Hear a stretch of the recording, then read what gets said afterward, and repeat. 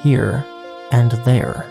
Gone in the hazy echoes of antiquity sits a land scarcely glimpsed, an uncanny hinterland named the Never Was, in which unremembered whispers are shown to passengers, lost through the wilds beyond.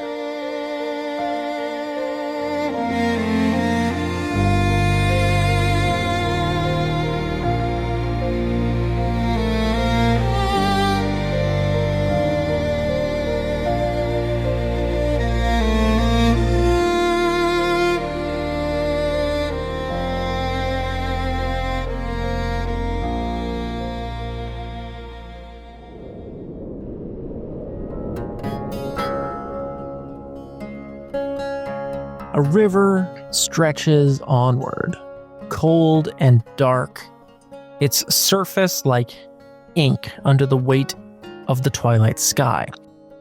The water moves silently, carrying reflections of now bare trees along its banks, and a few last brown and dull leaves drift in the current. On the near side, a small ferry station, wooden planks worn smooth by countless travelers, a lantern illuminating the area swings gently in the cold breeze. On the far side of the river, faint glow from streetlights tell of warmth, familiarity, and perhaps the elusive comfort of home. Yet, the river seems to murmur a warning as it passes. Passage is not free, and every crossing demands its due. We see two travelers, Hazel and Ash, step off an otherwise empty train onto a simple station and pause at the water's edge.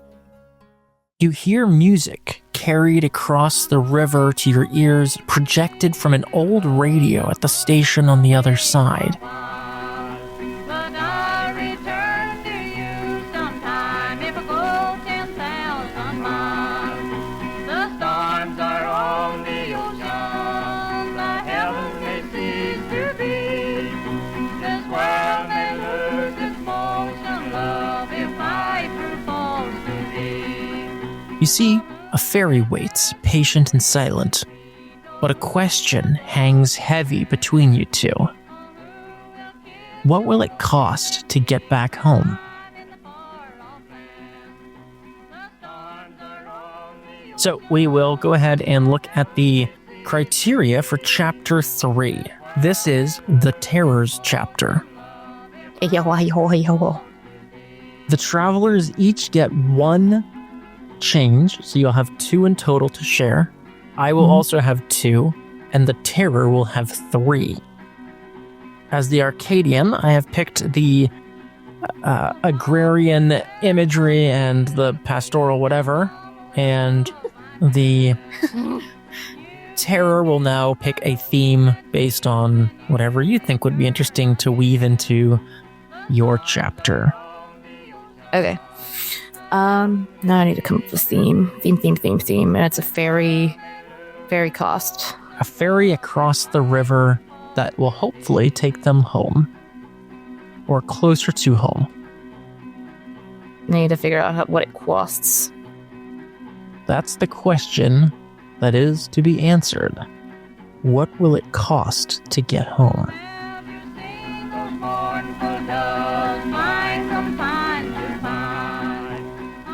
Okay, I got it. All right. With that then, as the 2 travelers, Hazel and Ash, stand a little ways away from this ferry station, Hazel, what do we see? What's Hazel looking like and as a character in this chapter? Oh, Hazel is more ragged clothes, the skirt and blouse, dusty and slightly torn from the trip through the corn maze and also from totally eating it on the gravel, trying to do a tuck and roll off a hand cart. And she looks a bit frantic. She's trying to keep it under control, but she sees the town lights and is desperate to reach them. And what do we see with Ash?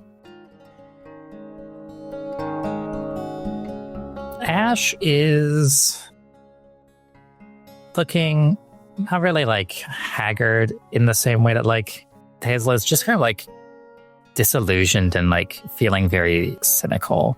That sort of like spike of excitement is kind of gone now. It's sort of realizing that she's having trouble like figuring out the rules of this place she's in now, and she's very on edge.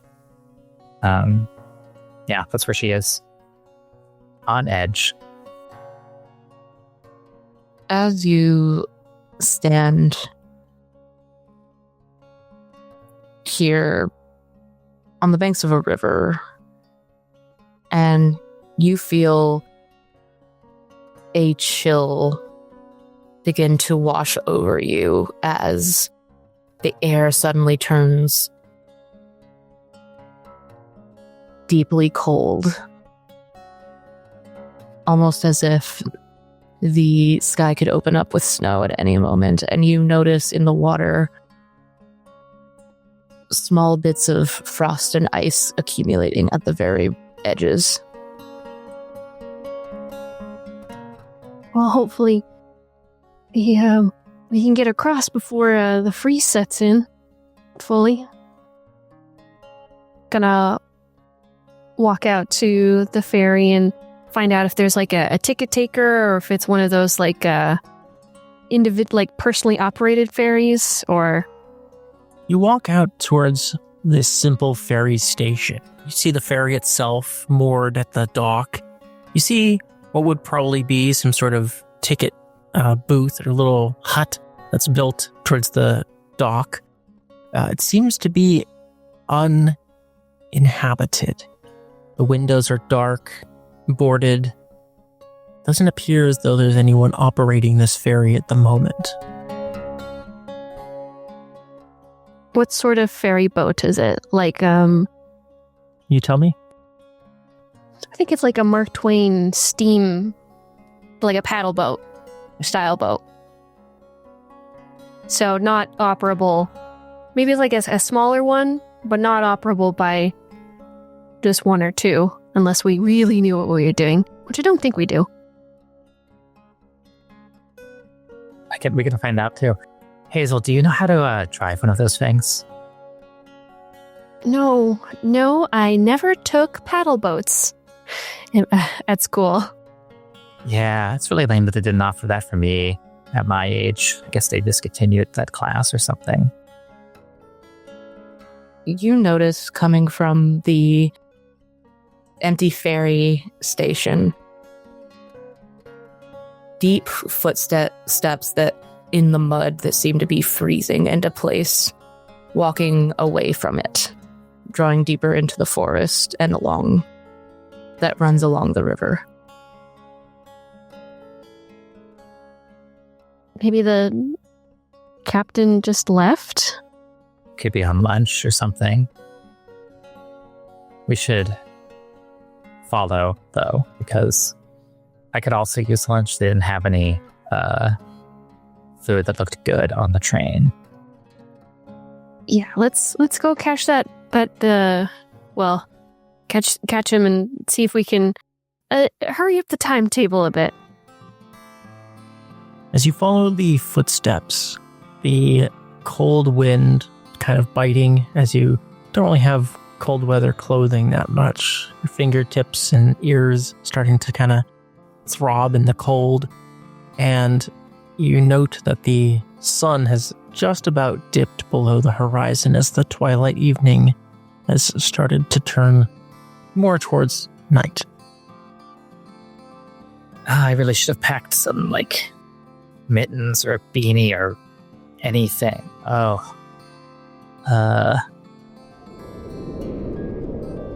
As if taunting you, the wind whips around you, the cold settling into your bones. It carries with it a moan that seems to carry through the trees as the wind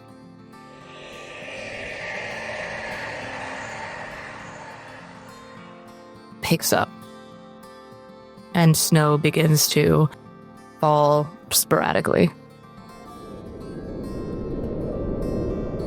I'm going to try and call out for the ferry captain or hello? Hello? Captain? Or whoever it was came off the ferry boat? Are you out here? As you call out, you see deeper in the woods a very distant light that seems to be coming from some sort of torch or lantern, maybe a flashlight. So far and dim that you barely catch it, but it's undeniably there. You see it too? Yeah. Maybe there's like a, I don't know, maybe they have like a hut for the captain to stay when they're not doing captain stuff. A big assumption, but I mean, we have to find someone to drive that boat. Wherever it is, I hope it's big enough for 3 people, because I am not going to freeze to death out here. Let's check it out.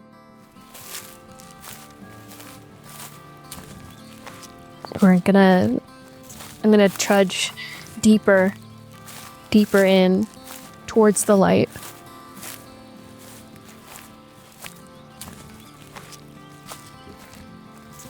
You see, in fact, there is a small cabin not too far in. Perhaps the homestead or quarters of the captain. As we approach it, I'm going to peek into the window and try and see who's in there, if anyone's in there, what the source of the light is.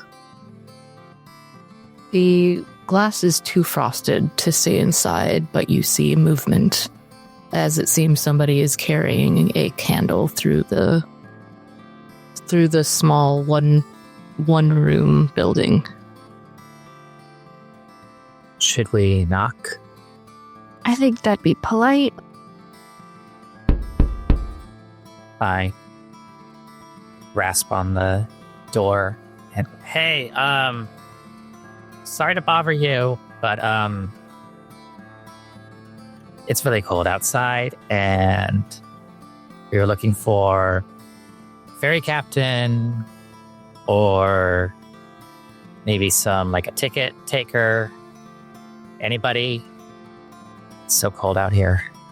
You hear a pacing towards the door, and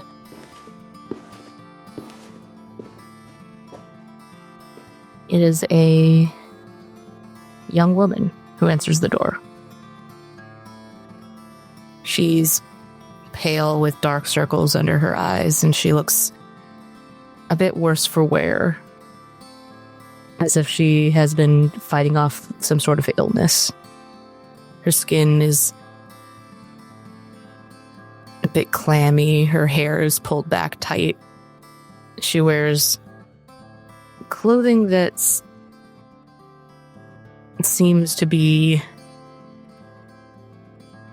layered on, layers of sweaters and coats and gloves that seem to almost completely bury her form as her face just kind of peeks out. She says, hello, what can I do for you? Yes, we are trying to get passage on the ferry across the river. And, do you know where we can find, the captain or someone who can ferry us across the river? My brother is the ferryman. He can help you when he returns with firewood. You may wait in here if you wish. Thank you. That would be lovely. She steps aside and you see that there is like a large hearth in the room, but it's unlit. The room is not as cold as outside, but there's definitely a draft as you see this very simple living quarters. Darkness kind of fills the corners as the only light is this candle that the woman is holding. The young woman is holding. Her breath shows on the air, a fine mist and fog. There's a cat that yells indifferently. You see that your own breaths seem to fog as you enter. Though it is better than being out in the snow. I'm going to remove the candle from my jacket that I've been holding since chapter 1. It's a callback for you. Oh, yeah. And light it on hers and go like, hey, this is a really, sorry, why do you live pretty far from everybody else, it seems. We've always lived here. My brother and I and our father before he left. But like anybody else, did you have any neighbors? Anything? Those who ride the ferry. Come and bring us supplies. We hear their tales.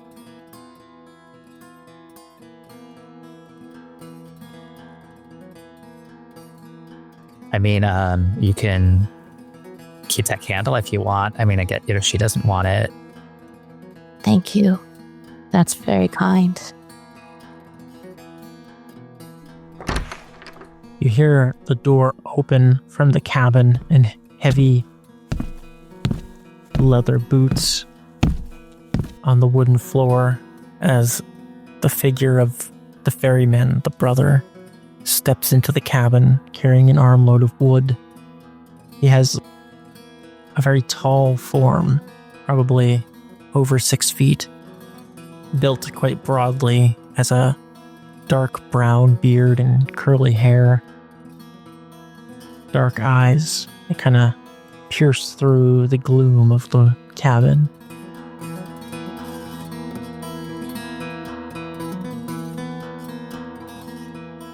Welcome, travelers. Are you in need of passage? We most certainly are.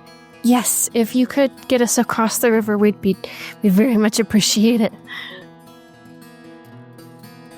He nods ever so slightly, says,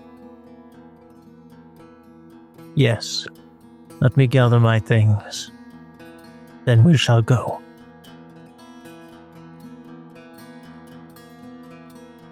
Is that it? I mean, do we what's the fare? The young woman in the coats speaks up as she kind of starts to lay logs that he brought into the hearth. We take payment in the form of taels. If the taels please us, you may cross. Like right now? You will have until we reach the other side.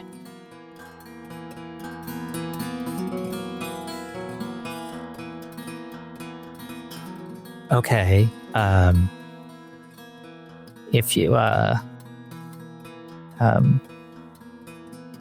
I guess we should get moving now, right? Right? Get on the boat. He nods again. Okay. Thank you, miss, for letting us take a seat. Let's go. And I guess we start heading towards the boat.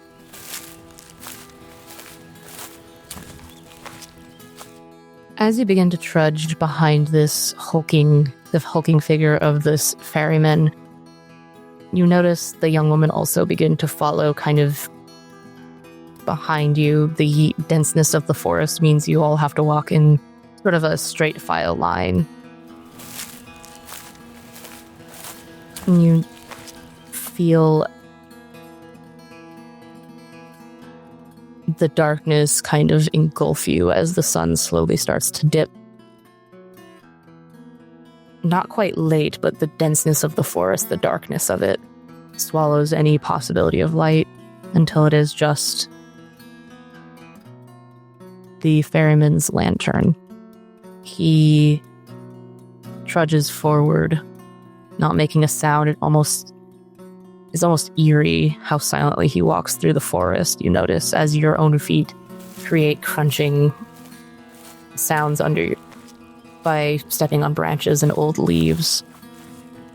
Frost breaking under your feet as it seems like a layer of snow has already developed. You wonder how it could have accumulated so fast.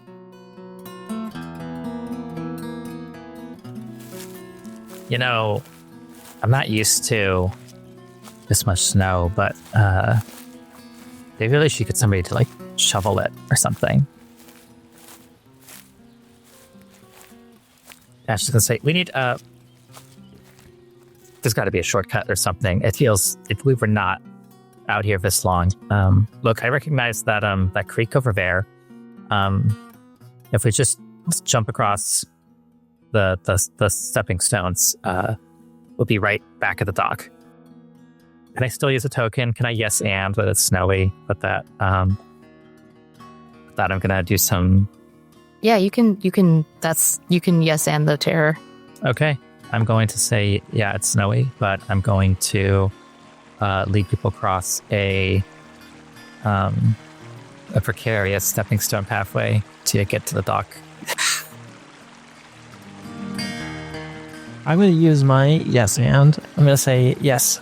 And as you are crossing over this little creek, you said? Yeah. The two of you begin to hear a familiar sort of whispering. Hazel, you recognize this creek as one that you had perhaps crossed at another point in the Never Was. One that maybe doesn't have the best memories attached to it for you. But that also perhaps offered insights to yourself.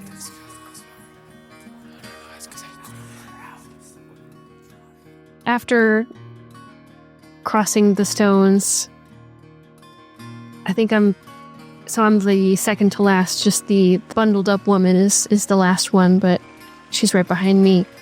I'm cautiously going to stop at the banks of the creek and sort of crouch at the edge and spend a quiet moment just listening.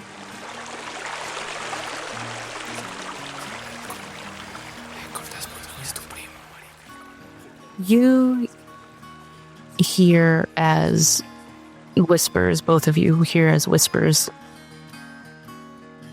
seem to be formed out of the babbling of the stream over rocks, and you hear Hazel whispers telling you that you are past your prime, that you are aimless, that you don't really know yourself. And I mean, who do you have back home really? What do you have to go back to? Ash, you hear there's no reason to return home. You're only going to disappoint someone. You're always at the edge of disappointing someone. You know that. There's peace here. Forging your way, you know that you both make a difference here. You both matter here. Why return?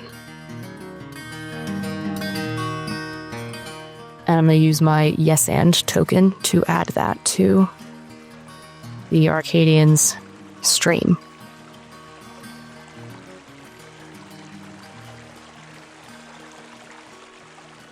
The ferryman continues on as you pass over this creek, the shortcut, indeed, leading back towards the ferry station. You see it just ahead. The ground now cold with frost, the water like a black river of ink as it moves slowly. The distant bank seems further than ever, and yet tantalizingly close.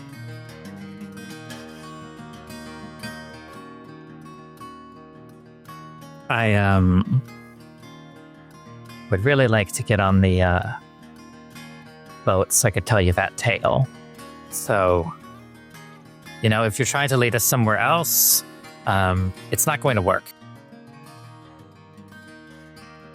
The ferryman continues on, walking towards the dock, his lantern held aloft, but the illumination barely bright enough to see where you're stepping. He reaches the edge of the dock and lights the lanterns on the dock as well, casting a faint glow across it, and he begins his work on the ferry to prepare it for its passage. The young woman, still bundled in her coats, seems to be getting colder as snow kind of lands on her dark eyelashes.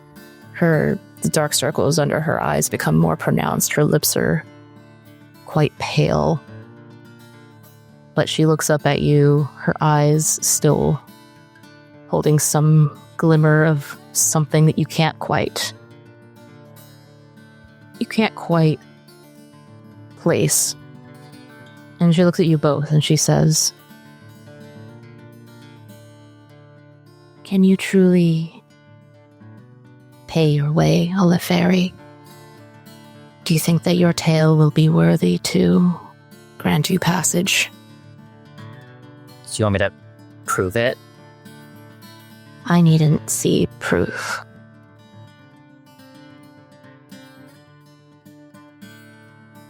But those who cross the creek tend not to know the ending of their tale or where it's going.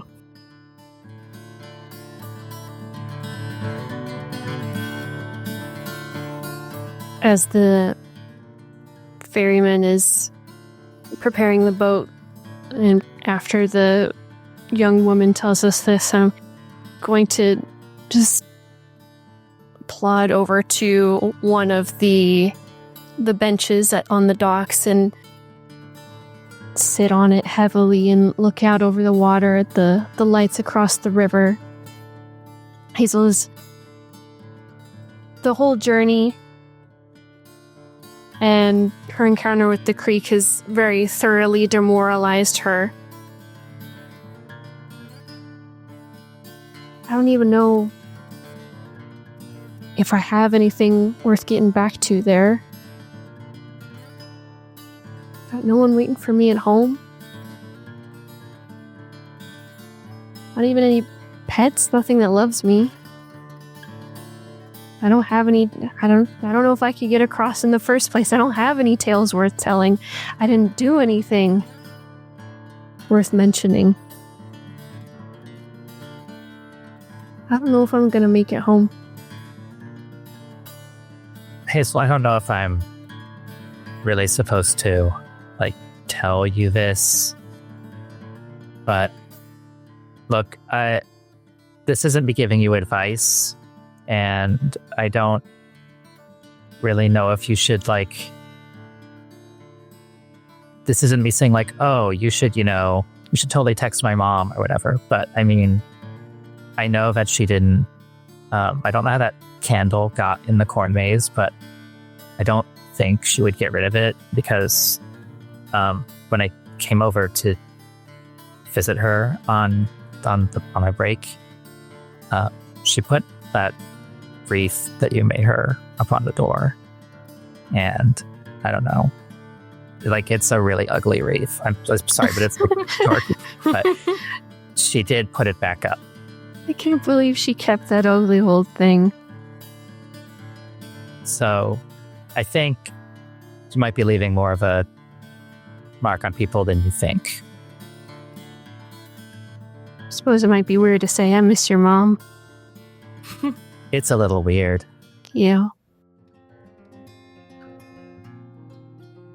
As you continue to talk, heavier and heavier snow begins to fall. It begins to fall heavy on your shoulders, Hazel, as you sit. Ash, it catches on your hair, your dark clothes, beginning to frost gray from the white powder that begins dusting you. You look over to the ferryman who waits patiently. His sister stands staring judgmentally. She sees you both. Something in her gaze is almost pitying. And you both hear whispers from the creek behind you begin to bubble in your ears. Your own self-doubt, your own unsureness, that you'll let people down, that you have nothing, that you are more here than you ever were out there. And you're more to each other here than you are out there. Will you even speak again? Will it even matter? Will anything you do matter?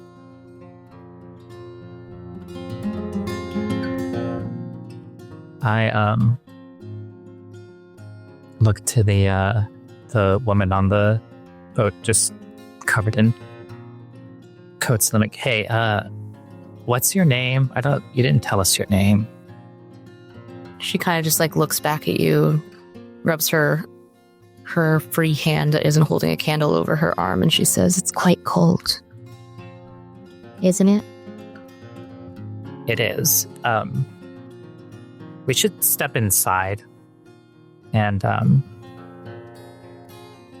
I start like leading her to this room. I guess there's like a door on the that like leads to like the quarters. And so last year,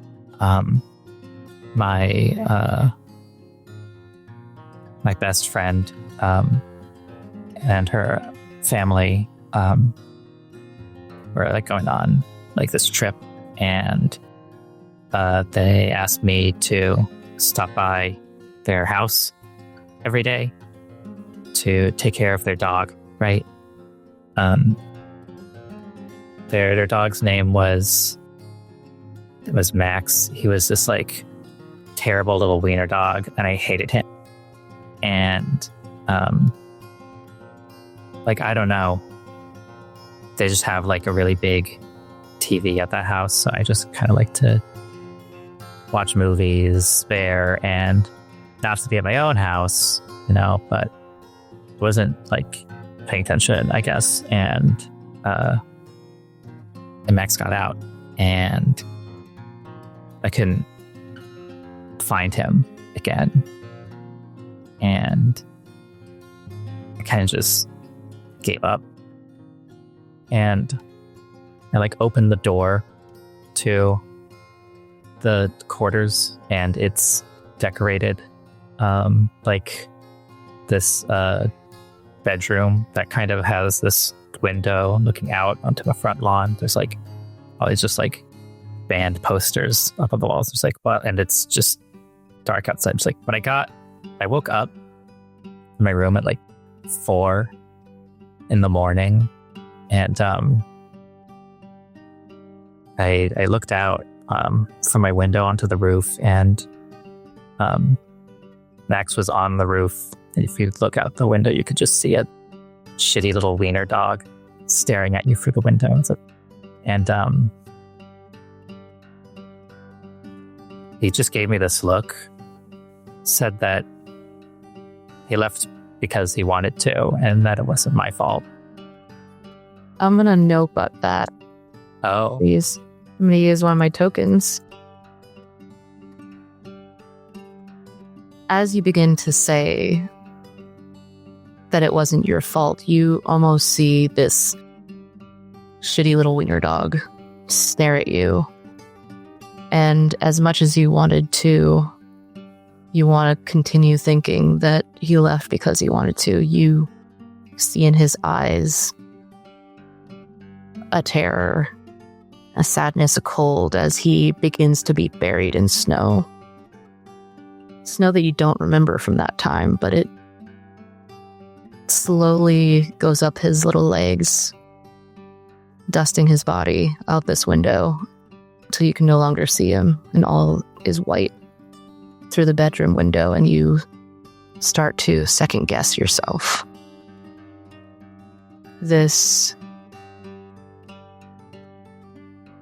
You didn't really care about the dog. Would you even care if he got out?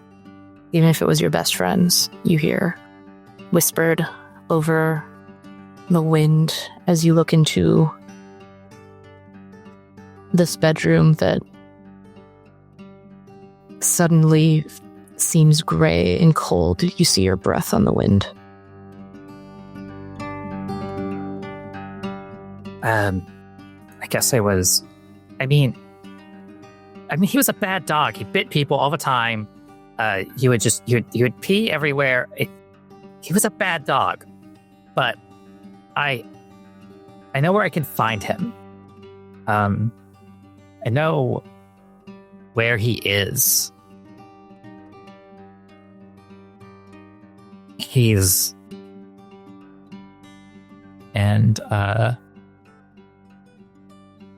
I look out the window and I go, he's just...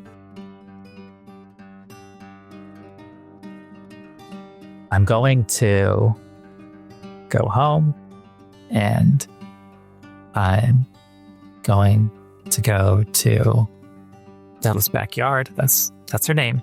My friend, and there's this old tree house that nobody's ever seen that's in their backyard because the tree is so tall.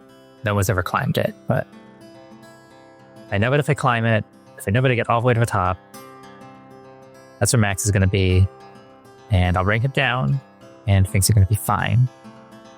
And I can apologize for letting him get out of the house. That's my story. I think that's a really good story. It has a happy ending. So, is that good enough for you? The young woman turns to her brother, the ferryman. She almost looks...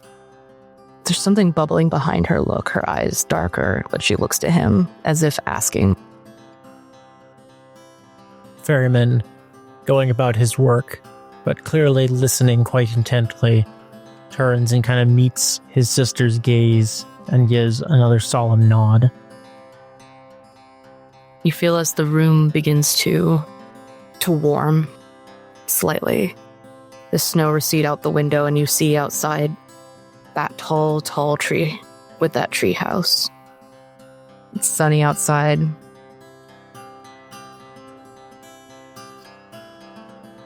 And the young woman says, I suppose that will do. Her breath still catches the air, cold. As if she were outside, though the sun coming into the window warms your bones, Ash. Well, okay. Thank you for giving us passage. The ferryman turns, Having finished his work, he says, "It is time. We are ready to cross." The young woman turns to Hazel. And your tale? Your payment?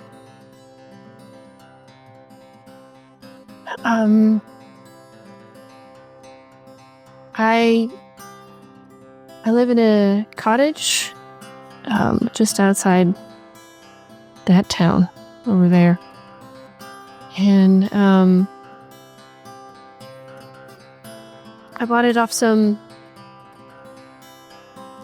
lady, I don't know, 20 years ago. She was the same age as I am now.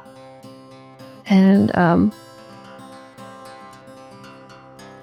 couple years ago, she came by again.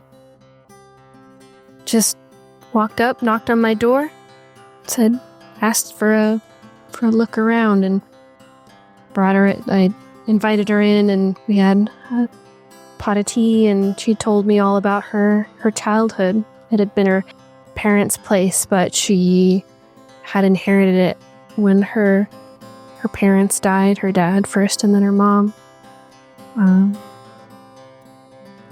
She told me about her childhood playing in the backyard, and all the fun times she had with her family there.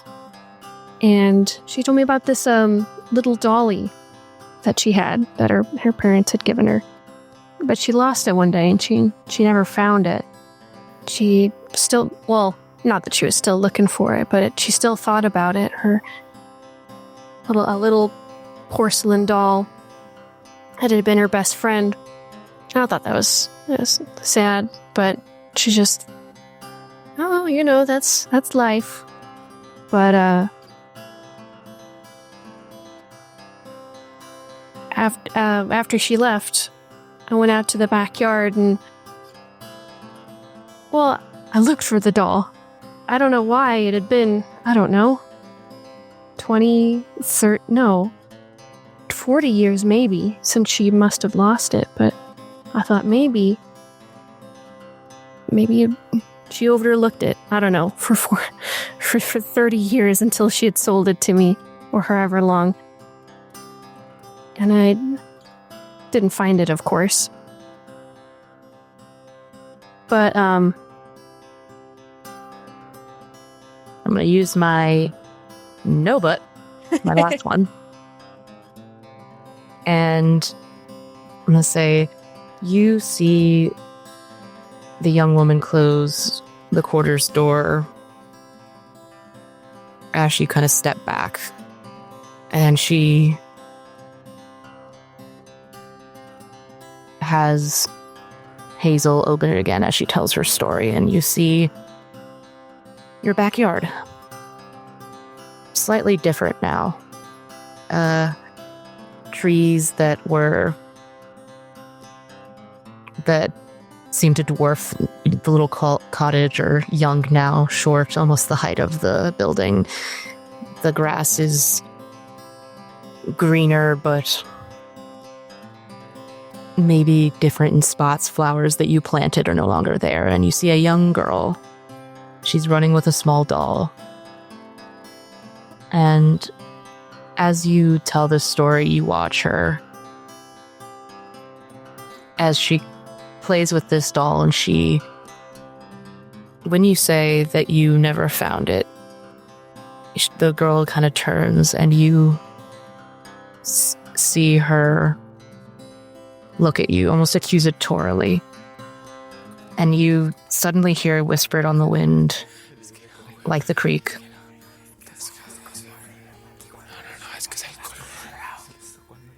"You never found it because you've never changed anything about the house. You have added nothing." The old woman saved your feelings by saying that you have You have left everything stagnant. if you had made a real difference to it, maybe you could have found it then, but not in the state you left it in.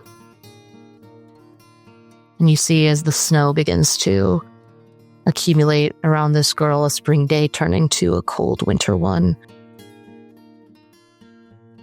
Her little old-timey dress getting covered in frost, and you watch as first the doll's head goes under the snow, and then you see the girl's head also get covered as you see your entire backyard almost turn into a snowdrift as you feel this crushing weight of not making it impact even on your own home.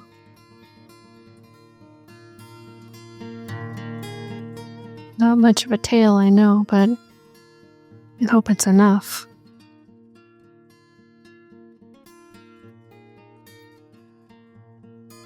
The ferryman turns to his sister. He begins preparing the ship, readying it to move as it starts to leave the dock. I don't know if that was a satisfying fairy tale. You have not found the ending.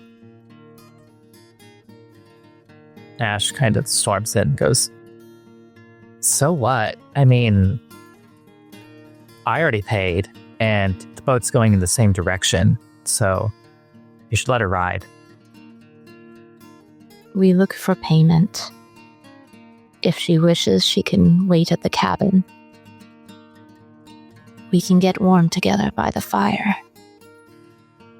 As she says it, more fog kind of curls around her lips. I think I'm going to use my last change token to know but the terror. As Hazel, you begin to think back and realize that what this person is saying perhaps rings a bit true. But you realize also that you think about the time that you've spent in that home, in that place, and you realize that you have impacted it. You have turned what was someone else's house into your home. The small things that you've done to it. Your artifacts of yourself that you've placed around, the choices that you've made in decorating and the events that you've hosted there. You realize that that house is not just a relic of someone else's story, but it's yours now. And it's more than just your house, it's your home. The young woman starts to kind of grabs your hand and begins to walk you off of the ferry. Wait.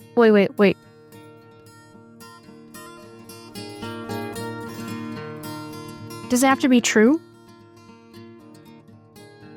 You kind of see almost a look of shocked anger across her face, like you figured something out. Like an angry kind of the face of somebody who thinks that they might lose. I don't think it has to be true. Who cares whether or not I found that 40-year-old doll? But you know what I did? I did find it. There was a little hollow in the base of the tree that had overgrown. I never mowed the lawn close enough to it, and the grass grew over it. But one day I was doing the lawn, and I found it. I found the little hollow, and I found the doll, and I called up the previous owner, and I reunited them, and she got the doll. She got her best friend back, her childhood best friend back, and everyone was happy. The end. And you see the look on this woman's face as her eyes seem to hollow further. Her already dark circles her face becoming almost skeletal-like. Mist coming from her mouth like smoke. And you turn back to the galley and you see your sunlit backyard the way you remember it. You left it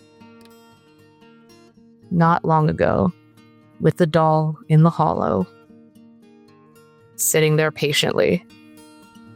The sun shining brightly. The snow is gone. And you hear behind you as the ferrymen begin to walk up to you as the young woman releases your hand and begins to back off of the ferry back onto the dock herself, still holding the candle. The ferryman holds his lantern aloft. Standing close to you, he says, "It is time to cross. Are you ready?" I'm ready. Let's go home. Let's go. As you drift off down the river, the inky blackness, you see the Never Was begin to fade from view, and you watch this young woman bundled in coats. The last you see of her as you almost reach the other side, the candle goes out. And all you see is reflections of the lights from your town reflected on the water, reaching like hands back towards the other side.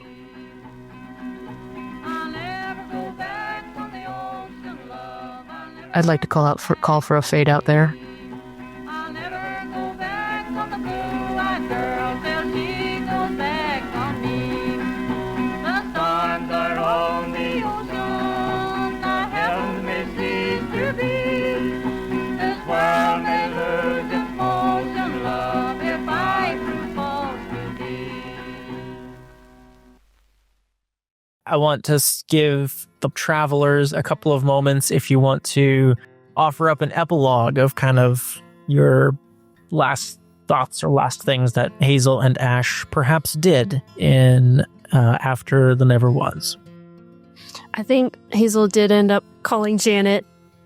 Not the next day. But maybe like 2 or 3 days afterwards to reconnect. And go on a couple like farmers market dates with. And just generally try to connect with the people in her life a bit more genuinely. Try to make a difference in a way that felt more worthwhile. I think Ash probably ended up not failing that semester the way she thought she would, but decided to switch majors to visual art because that's what she actually wanted to do, and decided to worry a little bit less about freaking people out. She, out of curiosity, checked the missing pets section on Craigslist and found the wiener dog, but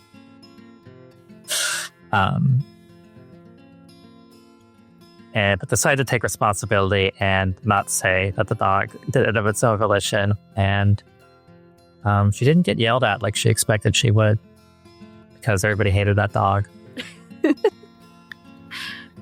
I think as the days go on, Hazel also, after a week or two, is tending to your yard, and just the back of your mind, you're like, maybe I'll just check that tree anyways.